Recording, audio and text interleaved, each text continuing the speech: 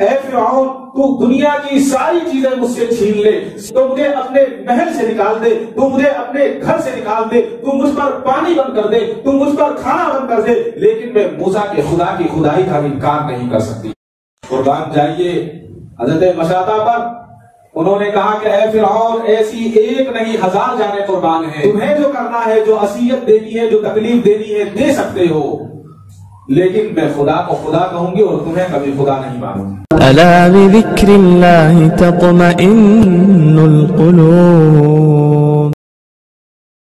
الحمد لله نحمده ونستعينه ونستغفره ونؤمن به ونتوكل عليه ونعوذ بالله من شرور أنفسنا ومن سيئات أعمالنا، من يهده الله فلا مضل له ومن يضلله فلا هادي له، ونشهد أن لا إله إلا الله وحده لا شريك له، ونشهد أن سيدنا وسندنا وشفيعنا وحبيبنا ومولانا محمدا عبده ورسوله، أما بعد فأعوذ بالله السميع العليم من الشيطان الرجيم، بسم الله الرحمن الرحيم، ولنبلونكم بشيء من الخوف والجوع ونقص من الأموال والأنفس والثمرات وبشر الصابرين الذين إذا أصابتهم مصيبة قالوا إنا لله وإنا إليه راجعون، أولئك عليهم صلوات من ربهم ورحمة وأولئك هم المهتدون۔ صدق الله مولانا العظيم وصدق رسوله النبي الكريم، وعلى آله وأصحابه وأزواجه وذرياته وأهل بيته أجمعين، والحمد لله رب العالمين۔ خدا نے آج تک اس قوم کی حالت نہیں بدلی، خدا نے آج تک اس قوم کی حالت نہیں بدلی، نہ ہو جس کو خیال آپ اپنی حالت کے بدلنے کا۔ محترم حضرات، بزرگوں اور بھائیوں، میں نے قرآن کریم کی چند آیات آپ کے سامنے تلاوت کی ہیں، جس میں اللہ رب العزت نے ارشاد فرمایا ہے، ویسے تو تقریباً 90 مقامات ایسے ہیں قرآن کریم میں جس میں اللہ تبارک و تعالی نے حضرت انسان کو صبر کی تلقین فرمائی ہے اور صبر کا تذکرہ فرمایا ہے، اکثر نیکیوں اور درجات کو اس کی طرف منسوب فرمایا ہے اور ان کو صبر کا پھل قرار دیا ہے۔ میں نے جو آپ کے سامنے قرآن کریم کی آیت تلاوت کی، اس کا ترجمہ یہ ہے، یعنی ہم تمہیں ضرور بالضرور آزمائیں گے، کبھی خوف سے آزمائیں گے، کبھی بھوک سے آزمائیں گے، اور کبھی تمہارے مالوں میں کمی ہو جائے گی، کبھی تمہارے اعزاء و اقربا میں اور ملنے جلنے والوں میں کمی ہو جائے گی، کبھی تمہارے پھلوں میں کمی ہو جائے گی، اور پھر آگے فرمایا ان لوگوں کے لیے خوشخبری ہے، خوشخبری سنا دو جو ان مشکل ترین آزمائشوں میں صبر کریں گے، اور یہ کہہ دیں صبر کرنے کے بعد انا للہ و انا الیہ راجعون۔ ایسے لوگوں پر اللہ تعالیٰ کی رحمتیں ہیں اور یہی لوگ ہدایت پر ہیں۔ مذکورہ آیات میں اللہ تعالیٰ نے فرمایا کہ ہم بندوں کو آزمائیں گے، کون ہماری بھیجی ہوئی مصیبت پر صبر کرتا ہے اور کون صبر نہیں کرتا، سرکشی کرتا ہے یعنی نافرمانی کرتا ہے۔ اور جو اس پر جمے گا مضبوط قائم رہے گا اس کو اس پر اجر کا بھی وعدہ فرمایا۔ حضرت تھانوی رحمت اللہ علیہ ارشاد فرماتے ہیں کہ ایک مجلس میں آپ نے ارشاد فرمایا کہ مصائب اور تکالیف سے انسان کو گھبرانا نہیں چاہیے۔ اگر وہ گھبراتا ہے اور پریشان ہو جاتا ہے تو وہ امتحان میں گویا ناکام ہے، کیونکہ اللہ تعالیٰ اپنے بندوں کے ساتھ جو بھی معاملہ کرتے ہیں وہ حکمت سے خالی نہیں ہوتا۔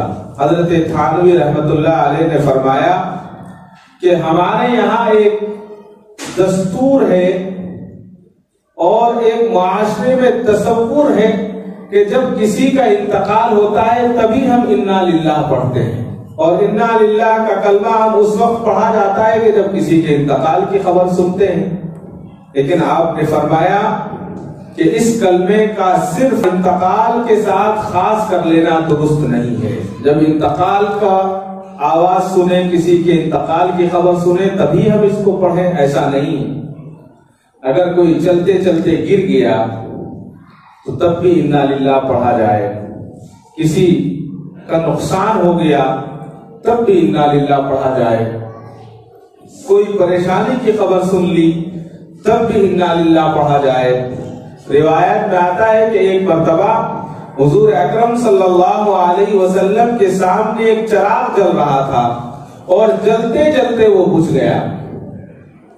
ہوا آتی ہے، چراغ بجھ جاتا ہے، چراغ بجھ گیا تو حضور اکرم صلی اللہ تعالی علیہ وسلم نے انا للہ و انا الیہ راجعون۔ حضرت عائشہ صدیقہ رضی اللہ تعالی عنہا نے معلوم کیا کہ یا رسول اللہ صلی اللہ علیہ وسلم کیا یہ بھی مصیبت ہے؟ فرمایا ہاں، جس چیز سے مسلمان کو تکلیف پہنچے وہ مصیبت ہے۔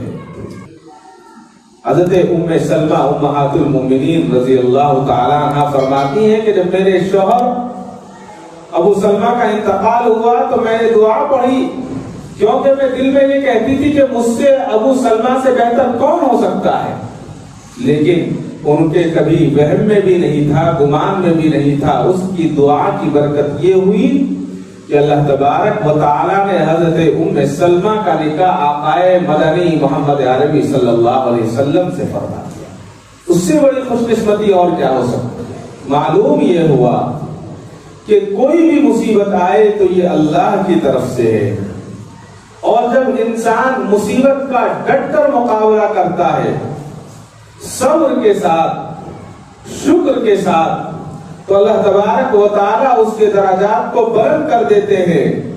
اور ایک جگہ تو قرآن کریم میں سورہ عمران میں اللہ تبارک و تعالیٰ نے ارشاد فرمایا وَإِن تَصْبِرُوا وَتَتَّقُوا فَإِنَّ ذَلِكَ مِنْ عَزْمِ الْأُمُورِ، اگر تم صبر کرو اور تقوی اختیار کرو تو بے شک یہ بڑی ہمت کا کام ہے، یہ اللہ تعالیٰ فرما رہے ہیں۔ تو یہ تو دنیا بہت چھوٹی سی ہے۔ حضرت انس بن مالک رضی اللہ تعالیٰ روایت کرتے ہیں کہ حضور اکرم صلی اللہ تعالیٰ علیہ وسلم نے ارشاد فرمایا جب اللہ تعالیٰ کسی بندے سے بھلائی کا ارادہ فرماتے ہیں یا محبت کا معاملہ کرتے ہیں تو اس پر مصائب و آفات کو ڈال دیتے ہیں۔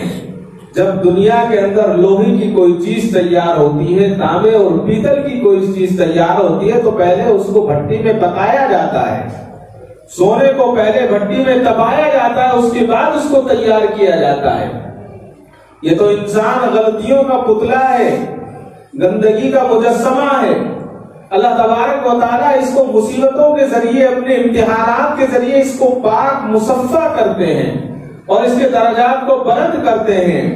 تو حضرت انس بن مالک رضی اللہ تعالیٰ روایت کرتے ہیں کہ حضور اکرم صلی اللہ علیہ وسلم نے ارشاد فرمایا کہ جب کسی بندے پر مصیبت ڈالی جاتی ہے تو اس سے سمجھ لینا چاہیے کہ اللہ تبارک و تعالیٰ اس سے محبت کرتے ہیں، اور وہ جب دعا کے لیے بار بار پکارتا ہے تو فرشتے کہتے ہیں اللہ یہ آواز تو جانی پہچانی معلوم ہوتی ہے، تو اللہ تبارک و تعالیٰ فرماتے ہیں کہ لبیک و سعدیک، یعنی میرے بندے میں حاضر ہوں۔ اللہ اکبر، اور اللہ تبارک و تعالیٰ فرماتے ہیں کہ میں حاضر ہوں، مانگ جو مجھ سے مانگے گا میں تجھے عطا کروں گا۔ پہلے امتحان لیا گیا، مصیبت ڈالی گئی، پریشانی میں مبتلا کیا گیا، جب اس نے صبر کیا اور صبر کے ساتھ اور شکر کے ساتھ اللہ کو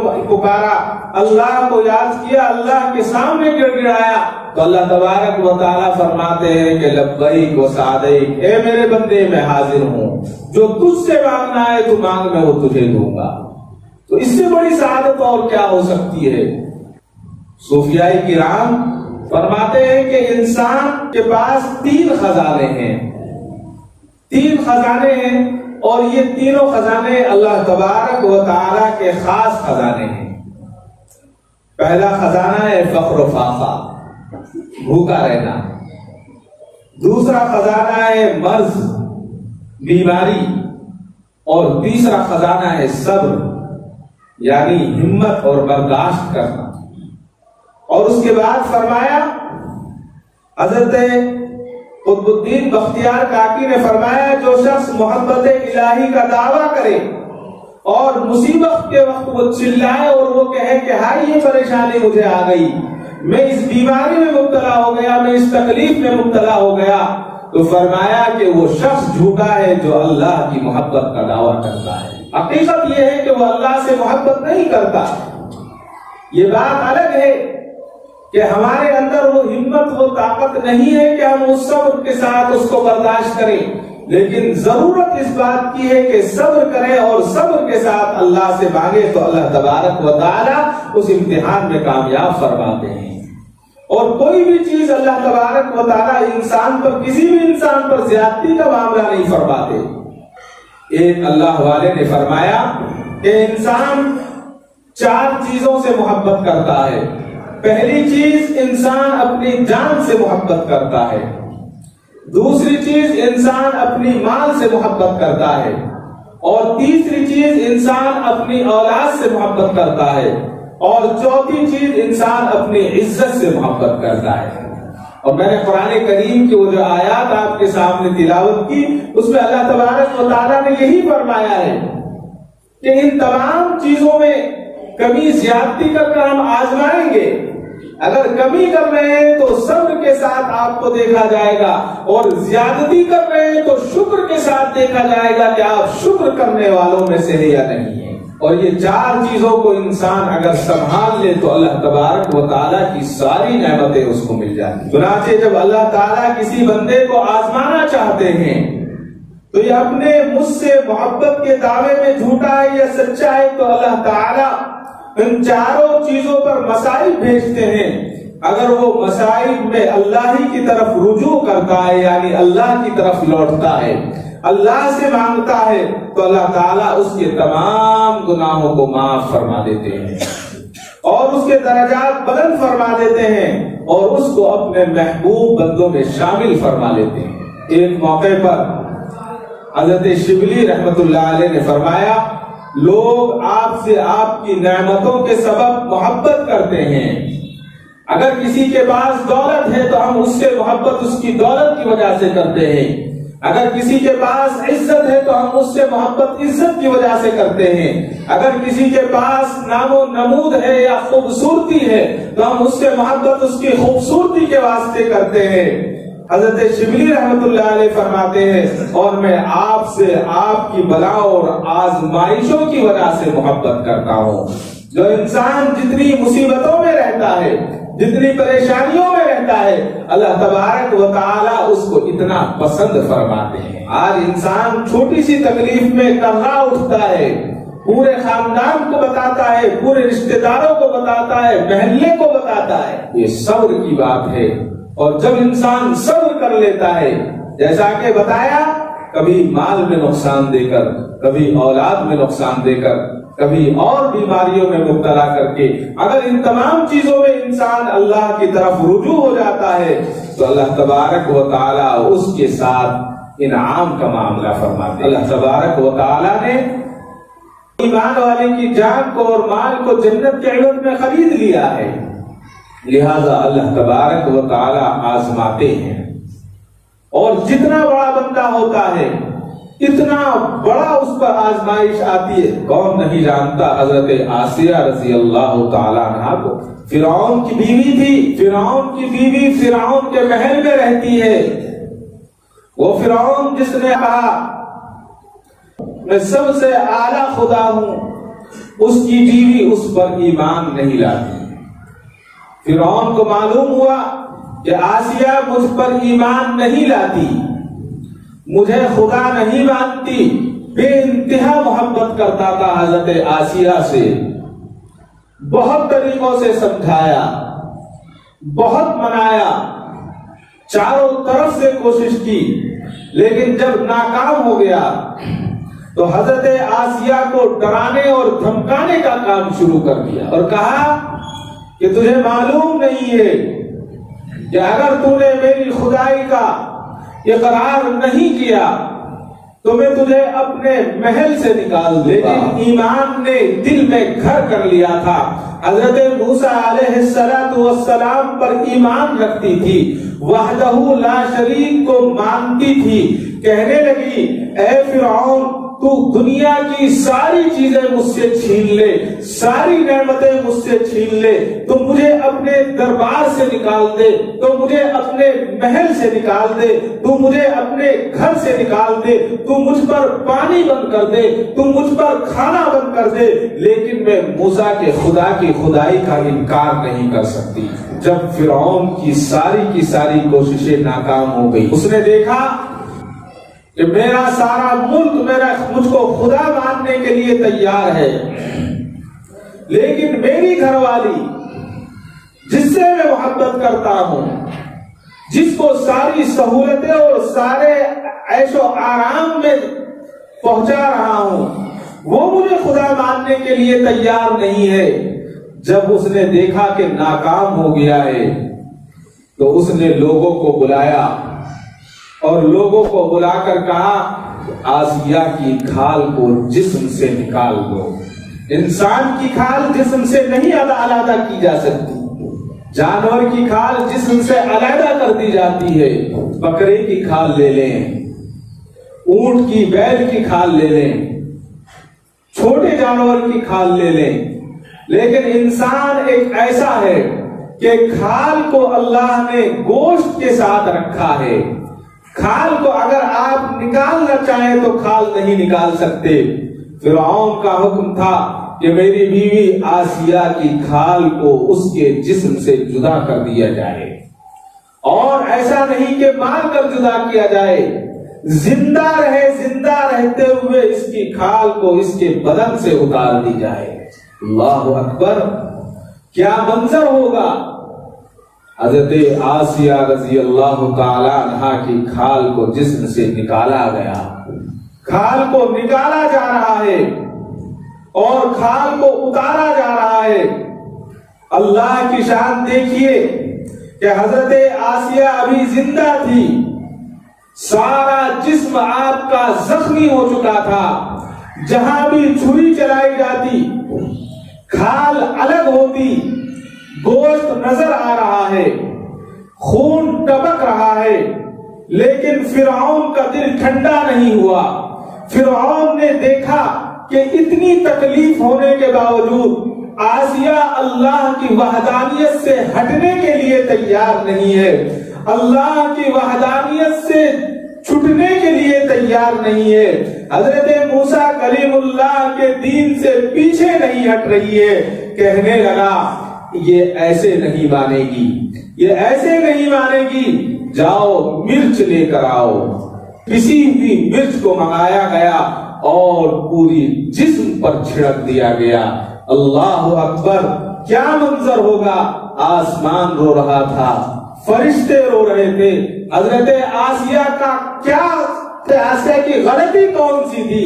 صرف یہ غلطی تھی کہ انہوں نے ایک اللہ کو مانا تھا، انہوں نے سچائی کے راستے کو اپنایا تھا، انہوں نے کذابوں کے راستے کو چھوڑ دیا تھا، جھوٹی بات کو چھوڑا اور سچی بات کو اپنایا. اللہ تعالیٰ جانتے تھے، لیکن اللہ کو آپ کے درجات کو بلند کرنا مقصود تھا. جب فرعون کا دل ٹھنڈا نہیں ہوا، مرچیں منگوائی گئی اور پورے جسم پر، پورے گوشت پر آپ کے مرچوں کو لگا دیا گیا۔ تاریخ میں لکھا ہے کہ حضرت آسیہ رضی اللہ تعالی عنہ مچھلی کی طرح تڑپنے لگی، اور مچھلی کی طرح تڑپتے تڑپتے اللہ تبارک و تعالی سے انہوں نے ایک دعا مانگی۔ وہ دعا کیا تھی کہ اے اللہ، فرعون کا محل میرے سامنے ہے اور وہ کہتا ہے کہ میں نے تمہیں اس محل سے نکال دیا ہے، آج کے بعد تم اس محل میں نہیں جا سکو گی۔ اے اللہ، اے پروردگار، مجھے اس محل کی ضرورت نہیں ہے، میں اس محل کے بدلے جنت میں آپ کے پاس ایک گھر چاہتی ہوں، مجھے اس محل کے بدلے جنت میں ایک گھر دے دیجئے، میں اس پر راضی ہوں، اگر آپ راضی ہیں تو میں راضی ہوں۔ اسی طرح حضرت آسیہ رضی اللہ تعالی عنہا نے اللہ کے رب اپنی جان پیش کر کہ یہی صبر اللہ کو پسند ہے۔ کیا ضرورت تھی اللہ کو؟ اللہ کو نہ میرے جان کی ضرورت ہے، نہ میری مال کی ضرورت ہے۔ اللہ تعالیٰ تو ہمارے نیتوں کو دیکھتے ہیں، اور اللہ تبارک و تعالیٰ یہ آزماتے ہیں کہ یہ جو بندہ دعویٰ کر رہا ہے یہ اس میں سچا ہے یا نہیں ہے۔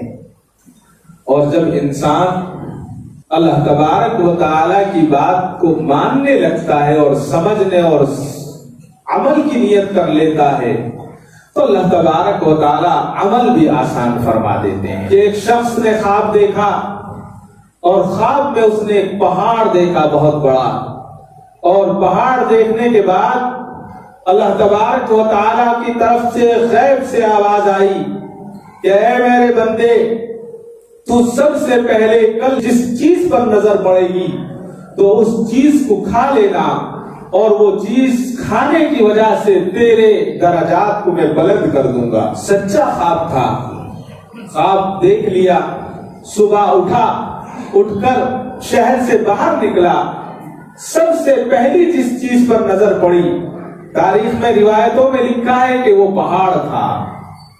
اب انسان پہاڑ کو کیسے کھا سکتا ہے؟ پہاڑ پر نظر تو پڑ گئی، دل میں آیا کہ میں پہاڑ کیسے کھا سکتا ہوں۔ پھر دل میں بات آئی کہ نہیں، جب اللہ تبارک و تعالیٰ نے حکم دیا ہے تو میں کھا سکتا ہوں، اس کے لیے کوئی بڑی چیز نہیں ہے، میرا کام تو کوشش کرنا ہے، کرنے والی ذات اللہ کی ہے۔ پھر شیطان آیا، شیطان نے کہا کہ نہیں، تم پہاڑ نہیں کھا سکتے۔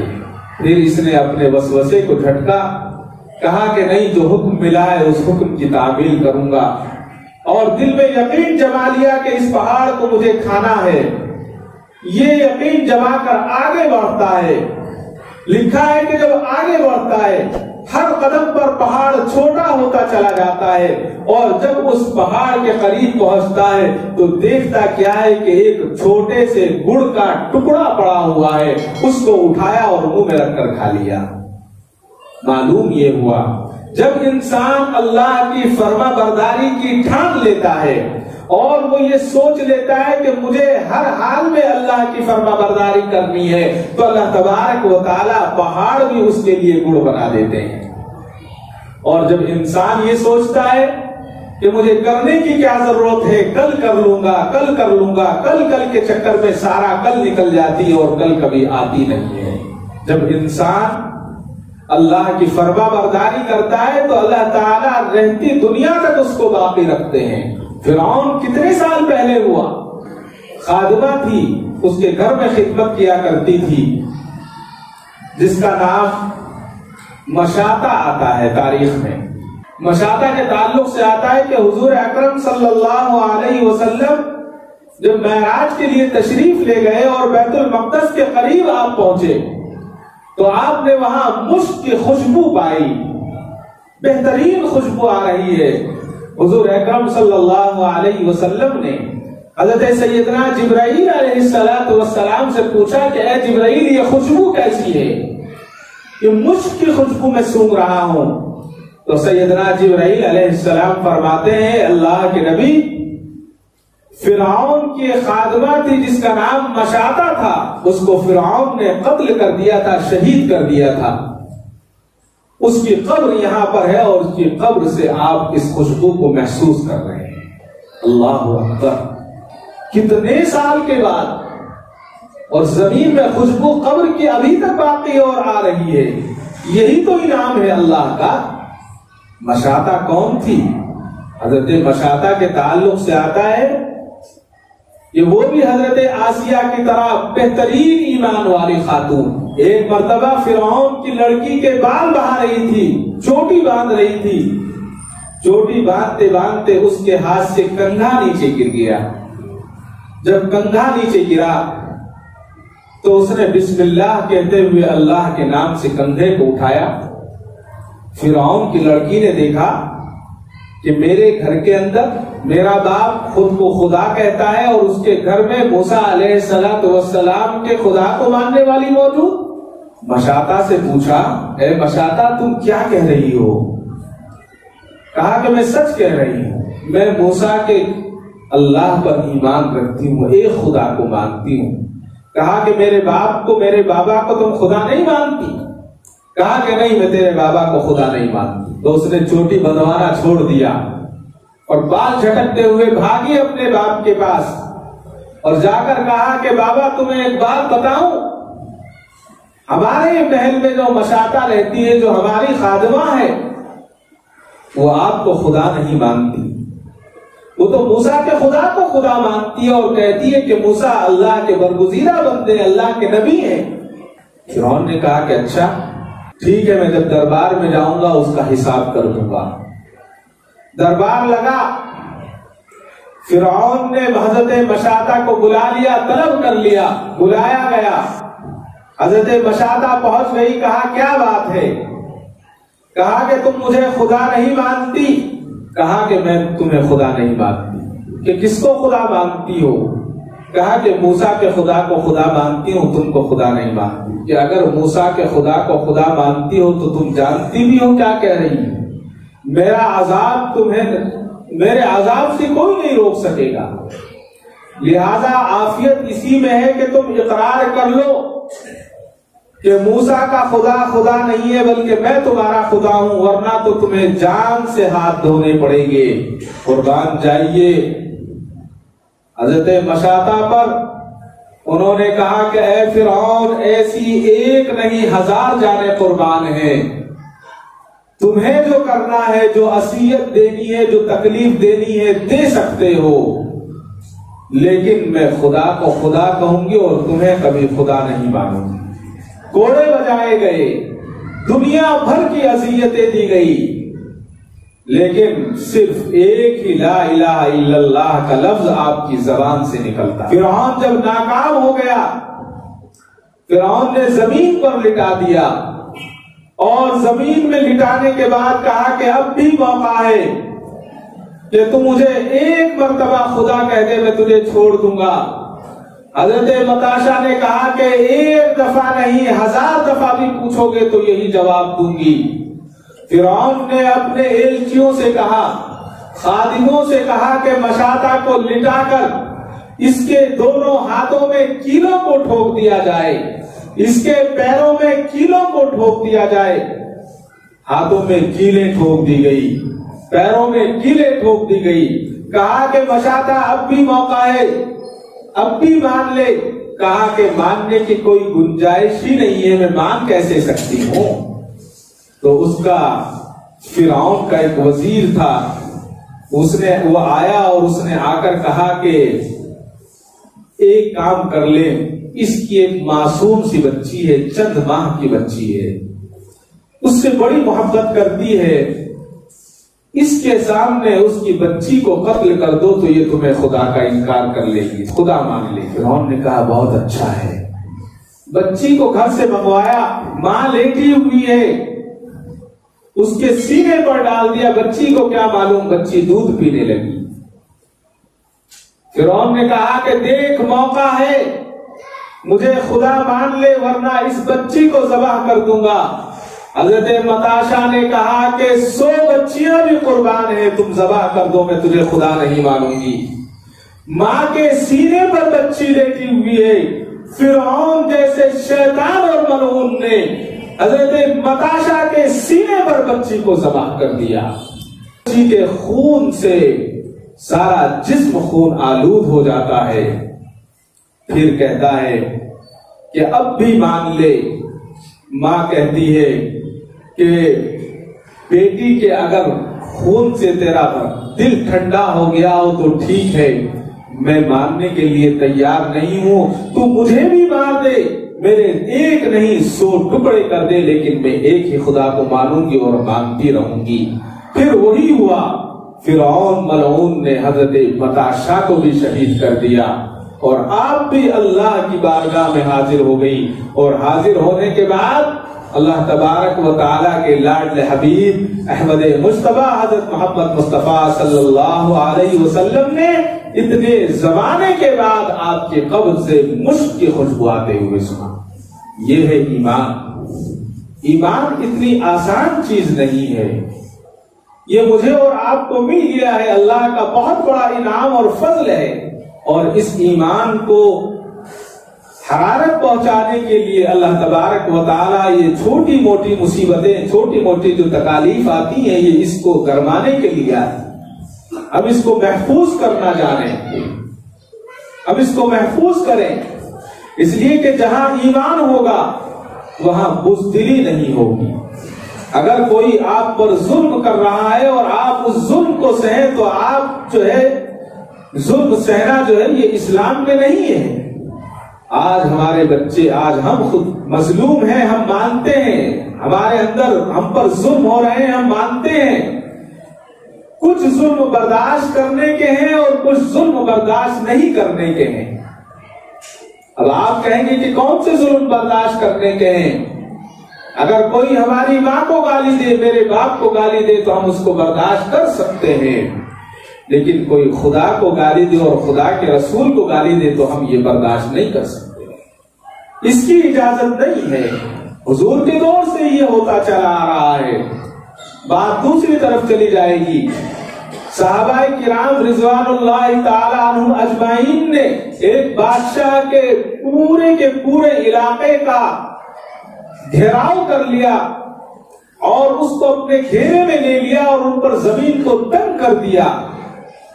تو اس بادشاہ نے کہا کہ یہ مسلمان جہاں بھی جاتا ہے وہی فتح کر لیتا ہے، یہ مسلمان جہاں بھی پہنچتا ہے انہی کو نیست و نابود کر دیتا ہے. کون سی طاقت ان کے پاس ہے پتا نہیں ہے، لہذا کوئی کام ایسا کیا جائے کہ یہ یہاں سے چھوڑ کر چلے جائیں. ہمارا جو انہوں نے حصار کیا ہے ہمارے محل کا، ہمارے قلعے کا، اس کو یہ چھوڑ دیں.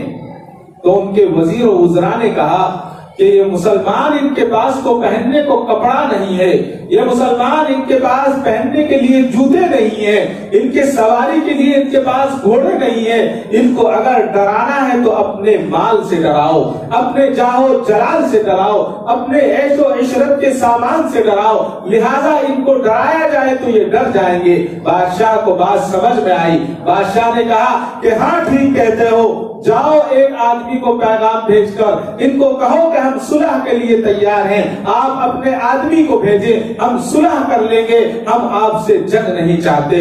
ایک شخص آیا اور صحابہ سے کہا کہ ہمارا بادشاہ آپ سے صلح کرنے کے لیے تیار ہے.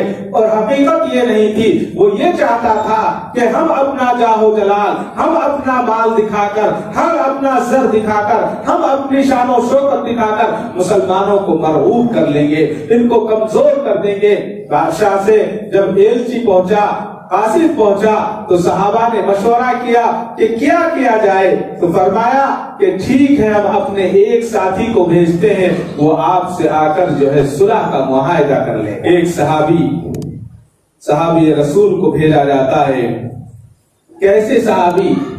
جن کا کرتا پھٹا ہوا تھا اور ان کے کرتے پر بٹن نہیں تھے، بٹن کی جگہ پر انہوں نے کانٹا لگا رکھا تھا. صحابی رسول صلی اللہ علیہ وسلم دربار میں جاتے ہیں. سب جانتے ہیں کہ بادشاہ جب سارے لوگ آ جاتے ہیں اس کے بعد بادشاہ آیا کرتا ہے. صحابی وہاں پہنچے، ہاتھ میں ٹوٹا ہوا ایک نیزہ، تلوار پر زنگ لگا ہوا ہے. پہنچ گئے اور پہنچ کر بادشاہ کی جگہ پر بیٹھ جاتے ہیں. بادشاہ آیا، آنے کے بعد غصہ آ گیا بادشاہ کو دیکھ کر۔ بادشاہ نے کہا کہ کیا تمہیں سلیقہ نہیں ہے، کیا تمہیں ادب کا پتہ نہیں ہے کہ بادشاہ کے یہاں کس طرح سے آیا جاتا ہے؟ صحابی رسول نے فرمایا ہمارے محبوب صلی اللہ علیہ وسلم نے بادشاہوں کے دربار میں جانے کا ہمیں یہی طریقہ سکھایا ہے۔ آپ نے کہا، بادشاہ نے کہا تم نہیں جانتے کہ میں نے تمہیں صلح کے لیے نہیں بلایا بلکہ اس لیے بلایا ہے کہ اگر ہم تمہاری بات کو نہیں مانیں گے تو تم کیا کرو گے؟ صحابی رسول نے کہا کہ ہم تمہارے سے جنگ کریں گے۔ کہا کہ تمہارے پاس تو کوئی ساز و سامان نہیں ہے، کہا کہ تم ہماری یہ تلواریں زنگ آلود تو دیکھ رہے ہو لیکن کن ہاتھوں میں ہے یہ ہاتھ تم نے نہیں دیکھے ہیں، تم ہمارے گھوڑوں پر زین تو نہیں دیکھ رہے ہو لیکن ہماری پیروں کی طاقتوں کو تم محسوس نہیں کرتے ہو، ہم جدھر جاتے ہیں ادھر راستہ بن جاتا ہے، ہم جدھر جاتے ہیں اس کو تیغ سے اپنے بالکل صفایا کر دیتے ہیں۔ کہ جب صحابی رسول کی اس جرأتانہ گفتگو کو سنا تو بادشاہ کو پسینہ آنے لگا، کپ کپانے لگا، پسینے چھوٹ گئے۔ کہا کہ کون سی ان کے پاس ایسی چیز ہے کہ ان کو ہم سے ڈر نہیں لگتا، ہمارے مال سے، ہمارے عیش و عشرت کے سامان سے ان کو کوئی مرغوب نہیں ہوتے۔ انہوں نے کہا تم ہماری تلواریں زنگ آلود تو دیکھ رہے ہو لیکن یہ تلواریں کن ہاتھوں میں ہیں، اور جب ان تلواروں کے ساتھ اللہ اکبر کا نعرہ لگتا ہے تو تمہیں معلوم نہیں ہے کہ جسم تو بعد میں دل ہم تمہارے پہلے چیر لیتے ہیں۔ اللہ رب العزت نے ہمارے تکبیر میں اتنی طاقت رکھی ہے کہ گردن تو تمہاری بعد میں الگ ہوتی ہے، دل پہلے پھٹ جاتے ہیں۔ اس نے کہا کہ یہ سچ کہتے ہیں کہ مجھے ان کے یہاں سے نکالو، اور جو یہ بات کہہ رہے ہیں ان کی بات کو مان لو، اسی میں فائدہ نظر آتا ہے۔ اسی کو شاعر نے کہا تھا، لگاتا تھا تو جب نعرہ تکبیر تو خیبر توڑ دیتا تھا، لگاتا تھا تو جب نعرہ تکبیر تو خیبر توڑ دیتا تھا، حکم دیتا تھا دریا تو رفتہ چھوڑ دیتا تھا۔ آج کیا ہو رہا ہے؟ چند لمحے آپ کی بات لوں گا اس ممبر سے، کسی ملعون کا نام میں نہیں لینا چاہتا۔ تریپورہ میں کیا ہوا؟ مسلمانوں کو 25 دن تک ان کو پریشان کیا گیا، مسجدوں کو جلایا گیا، کاروبار کو ان کے نیست و نابود کیا گیا۔ جب مسجدوں پر آنچ آنے لگی انہوں نے کیا کیا؟ 25 دن کے بعد ایک ساتھ جب نکلنا شروع ہوئے، فوج کے ساتھ آتے تھے، پولیس کے ساتھ آتے تھے، لیکن ایک نعرہ تکبیر ان کو کوسوں دور بھاگ جاتے تھے اور وہاں سے رفو چکر ہو جاتے تھے۔ 25 دن تک مظلوم مسلمانوں پر ظلم کے پہاڑ ڈھائے گئے۔ پھر اب مہاراشٹر میں ہو رہا ہے، اب اس کے بعد کرناٹک کا نمبر ہے۔ اب کرناٹک کو کوشش کی جا رہی ہے کہ کسی طرح سے مسلمانوں کو یرغلایا جائے، مسلمانوں کو اکسایا جائے۔ تو اس میں خاص طور سے میں اپنے بھائیوں سے، اپنے نوجوان بھائیوں سے گزارش کروں گا کہ کہیں سے کولار سے ویڈیو آیا، فوراً اس کو ہم نے آگے بھیج دیا۔ وہ تو چاہتے یہ ہیں کہ آپ اس طرح سے کریں، ان کی دھاک ہمارے دلوں میں بیٹھے۔ ہمارے دل اتنے کمزور نہیں ہیں کہ ہم ان کے 100 یا 200 لوگوں سے ڈرنے والے ہوں۔ 25 کروڑ مسلمان ہندوستان میں رہتے ہیں، ہم جو ہیں ہم تو یہیں رہے ہیں، یہیں رہیں گے۔ مرنے کے بعد ہمارے ماں باپ کی ہڈیاں اسی مٹی میں دفن ہیں، ہماری بھی یہی دفن ہوگی۔ لہذا ہم اگر صبر کرتے ہیں تو شکر بھی کرتے ہیں، اور شکر کے ساتھ ساتھ ایک بات یاد رکھیے، اپنے دلوں کو مضبوط کیجئے۔ اپنے بچوں کو ایک بات یہ بتائیے کہ ایمان اور بزدلی ایک دل میں داخل نہیں رہ سکتا۔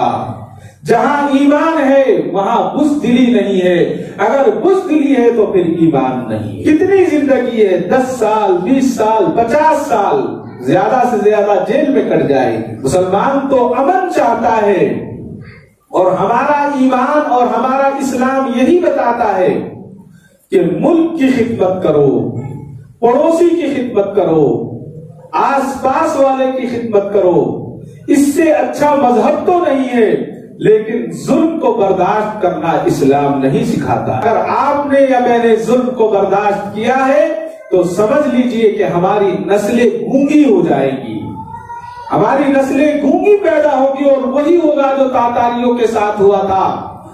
حضرت سری سختی رحمت اللہ علیہ فرماتے ہیں کہ ایک مرتبہ میں راستے میں جا رہا تھا، مجھے نیند آئی، قیلولہ کا وقت تھا، میں درخت کے نیچے لیٹ گیا، درخت کے نیچے میں نے قیلولہ کیا، جب اٹھا تو درخت سے آواز آ رہی تھی، اے سری سختی تم میرے جیسا ہو جا، اے سری سختی تم میرے جیسا ہو جا۔ بڑا تعجب ہوا کہ درخت بول رہا ہے، درخت کی طرف دیکھا، سوچا کہ شاید درخت سے آواز آ رہی ہے، پھر غور کیا تو پتا چلا کہ درخت سے آواز آ رہی تھی۔ تو حضرت سری سختی بھی بہت بڑے اللہ والے تھے، کہا کہ ٹھیک ہے، بات تو صحیح ہے، تیرے اندر بہت خوبیاں ہیں، تیری چھاؤں میں انسان لیٹتا ہے، تیری ہوا سے ہوا کو پاکیزگی ملتی ہے، تیرے درخت سے بہت ساری چیزیں فائدہ پہنچتا ہے، پھل ملتا ہے، لیکن میں تیرے جیسا کیوں ہوں، مجھے جواب چاہیے۔ اس نے کہا کہ میری سب سے بڑی خوبی یہ ہے کہ کوئی مجھ پر پتھر مارتا ہے تو میں اس کو پھل دیتا ہوں، کوئی دھوپ سے آتا ہے تو میں چھاؤں دیتا ہوں، کوئی گرمی سے آتا ہے تو میں ہوا دیتا ہوں۔ حضرت سری سختی نے فرمایا کہ بات تو بہت صحیح کہتے ہو تم، لیکن ایک بات میری سمجھ میں نہیں آتی، اتنی خوبیاں ہونے کے بعد تمہارے میں ایک برائی ہے، اللہ تعالیٰ نے تمہیں آگ کے حوالے کیوں کیا ہے؟ درخت کو اللہ نے گویائی عطا فرمائی اور درخت نے کہا، اے سری سختی مجھ میں بڑی خوبیاں ہیں لیکن ایک خرابی بھی ہے۔ کون سی خرابی؟ کہا کہ خرابی یہ ہے کہ جدھر کی ہوا چلتی ہے میں ادھر چلا جاتا ہوں، لہذا ساری خوبیوں کو اللہ تعالیٰ نے ختم کر دیا اور اس خرابی کے بدلے مجھے آگ کے حوالے کر دیا کہ تیرے اندر یہ خوبی نہیں ہے کہ تو استقلال کے ساتھ ایک جگہ کھڑا رہے، اگر تو ایک جگہ کھڑا رہتا تو تیرا مرتبہ کچھ اور ہوتا۔ سچائی یہ ہے کہ اس واقعے سے مجھے اور آپ کو اپنی زندگی کو دیکھنا چاہیے۔ آج جہاں پیسہ ہوتا ہے ہم وہاں جھک جاتے ہیں، جہاں شہرت ہوتی ہے وہاں چلے جاتے ہیں، جہاں حکومت کا زور ہوتا ہے وہاں چلے جاتے ہیں۔ معلوم یہ ہوا کہ ہم تو درخت سے بھی گئے گزرے ہیں، ہماری حیثیت تو اس درخت کی حیثیت بھی نہیں ہے، اس لیے کہ جب اس پر پتھر پھینکا جاتا ہے تو وہ پھل دیتا ہے۔ میں اور آپ کون سا پھل دے رہے ہیں؟ ہم اپنے آپ کو سدھارے۔ کل میں ایک مولانا کا بیان سن رہا تھا، بہت ہی عجیب بات انہوں نے بتائی کہ ایک بزرگ عالم دین سے ان کی ملاقات ہوئی، شیخ الحدیث تھے، ان سے ملاقات ہوئی تو انہوں نے بتایا کہ میں اپنے بچے کو گھمانے کے لیے لے گیا تھا۔ انہوں نے کہا کہاں لے گئے تھے حضرت؟ کون سے بچے کو؟ کہ جو بچہ عالم ہوا ہے اس کو لے کر گیا تھا۔ اب میں اور آپ ہوتے تو کیا کرتے؟ پہاڑوں کی جگہ میں لے کر جاتے، کسی مال میں لے کر جاتے، زیادہ سے زیادہ کسی خانقاہ میں لے جاتے۔ تو حضرت نے پوچھا، حضرت کسی خانقاہ میں لے گئے ہوں گے، کسی بزرگ کے پاس لے گئے ہوں گے، کسی عالم کے پاس لے گئے ہوں گے؟ تو وہ مسکرائے اور کہا کہ نہیں، میں کسی عالم کے پاس نہیں، کسی مسجد میں نہیں، کسی خانقاہ میں نہیں، بلکہ اپنے بچے کو زو لے کر گیا تھا۔ کہا کہ حضرت بچے کو زو لے گئے تھے، اگر بچہ چھوٹا ہوتا 5-10 سال کا تو بات سمجھ میں آتی ہے۔ آپ کہہ رہے ہیں کہ بچہ حافظ اور عالم ہے اور اس کو زو لے کر گئے تھے۔ کہا کہ ہاں اسی لیے زو لے کر گیا تھا۔ اور پھر کہا کہ زو میں کہاں لے کر گیا یہ تو پوچھو۔ کہا زو میں وہاں لے کر گیا جہاں پر خنزیر بنا ہوا تھا، اور اپنے میرے بچے سے کہا کہ دیکھو بیٹا، یہ خنزیر ہے، پنجرے کے اندر بند ہے، نجس ہے، ناپاک ہے، انسان کی نظر میں اس کی کوئی حیثیت نہیں ہے، لیکن اللہ تعالیٰ نے رزق اس کو اس کے اندر بھی دیا ہے۔ میں اور تم تو اشرف المخلوقات ہیں، مجھے اور آپ کو رزق کی فکر کرنے کی ضرورت نہیں ہے۔ جو رزق ہماری قسمت میں لکھا ہے اللہ تعالیٰ ہمیں ضرور دے گا۔ کوشش تو کرنی ہے، اسباب تو پیدا کرنے ہیں حلال کے، لیکن جو ملنا ہے وہ مل کر رہے گا۔